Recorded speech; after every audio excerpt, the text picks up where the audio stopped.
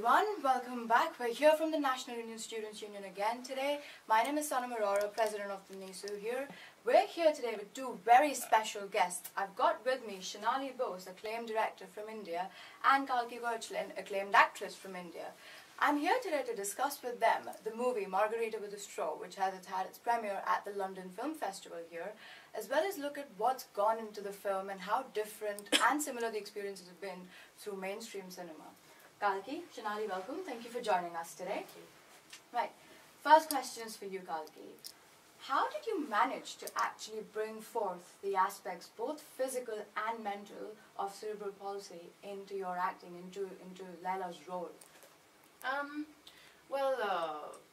You know, the physicality was definitely very intimidating to, tackle. And I remember telling Shonali I need like a lot of time to do this, and I was very stressed that, we wouldn't have enough time, because first she wanted to shoot quite early, and then we delayed the film. So we got enough time. But yeah, the physicality, I really worked a lot with her cousin who has cerebral palsy called Malini Chip, and a lot of it was observation, following her around. She really let me into her life in an amazing way. She let me go to her home. She let me go out. We went drinking together. We watched movies together. So I got to see, yes, on the one hand, the physicality, but also how people look at her, the reactions in public, and then the reactions in private. So how much more comfortable she was in a private space as opposed to a space where people don't know her. And so that's a psychological effect that also takes place. And then I met her physiotherapist and her speech therapist to try and understand how the muscles actually work, and how the breath pattern works, because you're short of breath, so you run out of breath halfway through a sentence, and then you have to take another breath, and so the speech is broken.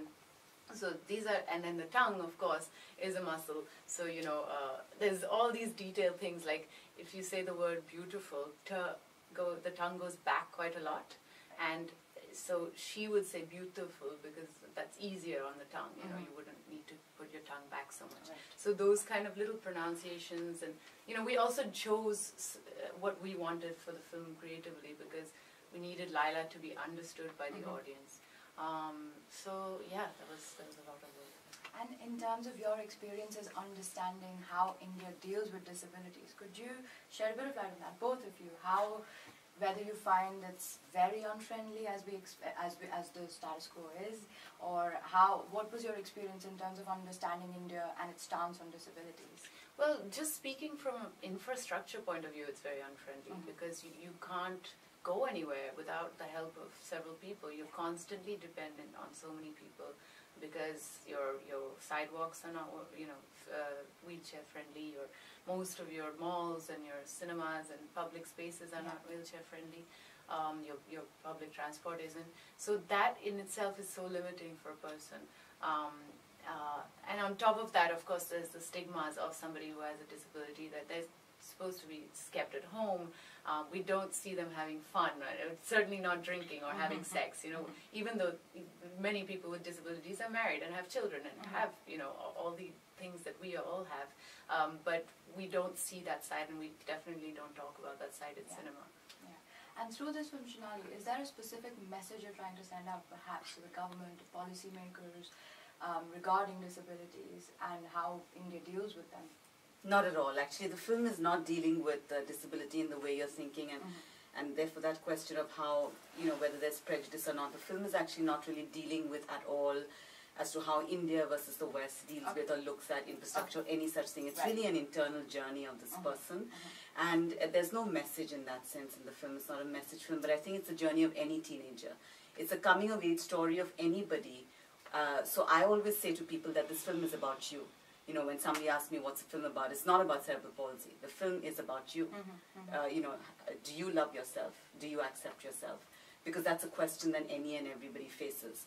So it's a much more profound thing, because it's a very obvious, superficial thing if one just dealt with the issue of disability. So it's not an issue film that deals with that or the problems of that. That's inherent to the character, to the person. That's part of her journey. So anything she'll encounter, that's just part of it, but we've not put the spotlight on that. In fact, I think what's great about the film is 5-10 minutes into it, you forget actually the person is disabled, and that's the biggest empowering thing. That maybe that's a message then, because you learn to just watch Laila and observe Laila and empathize with Laila rather than pitying her. So you really relate to her just as you would to anybody else. And then one hopes that then in real life, when you meet somebody in a wheelchair, you won't be that intimidated, which it perhaps is intimidating socially to know how would you talk to that person and how would you relate with them. Yeah. And in terms of the actual storytelling style that you've adopted, it's very different and it's unconventional in the sense of it's not your standard mainstream storytelling style. The silence has been used in a very, very effective, very, very subtle way. You've got extreme sort of close-ups. What was the key sort of message, or what reaction were you expecting from your audience based on the storytelling style or the sort of editing style that you've adopted? I think with all my films, I just would, what you want is that an audience can relate to your characters and take something from it, right? You just, and I just hope that, I think it's not so much necessarily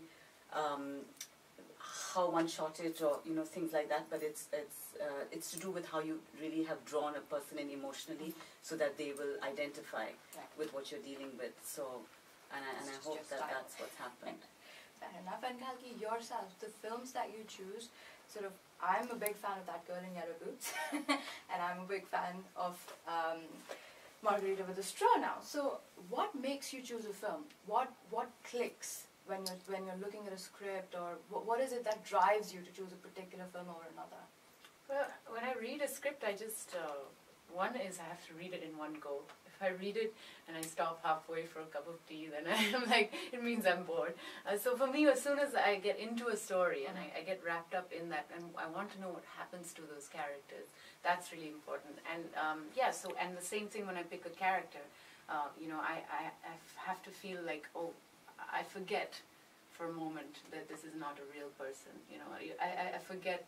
You become so engrossed in the story. So that's really important. And I think, and then how I choose my scripts is, I personally want to progress and improve with each script, and I don't want to repeat myself. And we have a tendency to really box people and stereotype them and put them in one corner. Oh, she does this really well. So then I consciously try to not do the same thing in my next film, so that, and, I think it's really important for an actor to go in the directions which scares them. Definitely with Margarita, I was really scared, about this film. But that is what's going to push you and make you work. So the character of... Yeah, I just want to add to that. I think there's really, we're sitting in an extraordinary presence here of a brilliant actor, because even with the first question, and I want to just add here, you see, the thing is, it's not really about just your talent. It's about understanding, which exactly how she spoke here about wanting to grow as a person, because many actors don't bother to do that. The understanding that you as an actor want to grow with each role, but understanding that to do that you really have to work hard, and you believe that it's not just your talent, you're not just brilliant enough, that you have to put in that work. So she's outstanding in that sense in India, and I think in the world there aren't that many people who, especially who are famous, who understand that and put in months of work. So when she was speaking that she put in months, we're talking that she'd go home, or after working 8 hours, this is I'm talking pre-production and rehearsal, like not even on set. Even on set she did it. Stay in the wheelchair, do her daily activities staying in the wheelchair, so that her body will have a physical memory, a sense memory of what she has to go through. So this is enormous work that somebody's not even requiring you to do, that Kalki believes in and did, to really produce such a luminous, such an outstanding performance that it's really tragic that this girl cannot get an Oscar, because we will not be able to be an American film competing in all categories, because anybody who will see it, even any American who's seen it in Toronto, has come out saying she needs to get an Oscar for this film. It is absolutely up there with any Oscar-worthy actor. And that is coming from her, what she said, because she wants to grow, and to grow she works. And I think that's something very important and special. Absolutely. That's very sweet. And when you put in so much hard work, and Laila becomes a part of you, I suppose, by the end of the day. So what's that one thing that has struck you the most about Laila and that you completely resonate with? So Kalki and Laila, what's that one thing that ties them together? Oh, wow. I guess the aspect of loving yourself, I think, because that is something that all of us face at every point in our life. And especially in my industry where there's so much attention on beauty and looking a certain way, I think, you know, you kind of become extremely self-conscious with people staring at you and judging you, and you know, especially with social media now, you get everything on social media, everybody's opinions out there. Yeah. So I think it's really important to know who you are and to find out what is important to you, and you know, that there's a long life ahead, that life isn't about just, you know, the next 4 or 5 years that are, because we tend to think so short term in our lives that we forget that, you know, we need to be beautiful when we're 65, and you know, your breasts are sagging down to your knees. You still got to be beautiful, and what's that about? And you know, finding out who you are from inside and being honest to yourself about that person. And that, I think, is the most beautiful thing in the script and in the film, is that Laila does make all the mistakes, and she does, you know, go outwardly seeking for attention and for love. But it's only when she has to really face herself and become honest with herself and stop lying to herself that, you know, she's able to deal with life. Absolutely. And just on that note, the youth out there, I think one of the biggest things we're struggling with today, or have struggled with sort of conventionally, is you're not allowed to love yourself. You're not allowed to be yourself. You're not allowed to be disabled. If you're disabled, you're not allowed to be bisexual. If you're bisexual, you're not, and you have to sort of get into the gender roles. And I think those issues are very beautifully tackled in this film.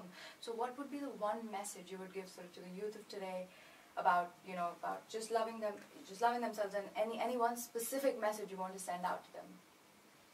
Both of you, that's for both of you. Well, I definitely, you said it yourself, I think to be oneself is really the important thing, because I think the social pressure is so enormous, particularly on this generation of, you know, filling some footsteps of either the previous generation or of doing this or doing that, and you're always being watched, you know, now whether you're famous or not. And I think it's really important to put all that aside, because one of the things the films deal with is that you think external affirmation is important, right? And that's what's not important actually as you go through life, because that doesn't see you through. So it's really about empowering yourself from within and loving yourself. And if you don't love that, you're going to actually end up, I feel, quite lost in this journey of life. So I would say to the youth that love yourself and be yourself. Thank you so much. Thank you very much for that. And Kalki? I guess for me the message is of normalcy. You know, what is normalcy? I've realized there's no one is normal. You know, we all, the most beautifully happy looking couple will have all their inside problems when you look at it closely. You know, so there is no standard idea of normal, and that's what this film talks about in, you know, very strongly, that, you know, you don't need to go by society's idea of normal to live a good life and a happy life. So be yourself, love yourself, and feel empowered is the message for today. Thank you very much, and thank you very much both of you. It's been an absolute pleasure speaking to you. Lovely speaking with you. Thank you so much.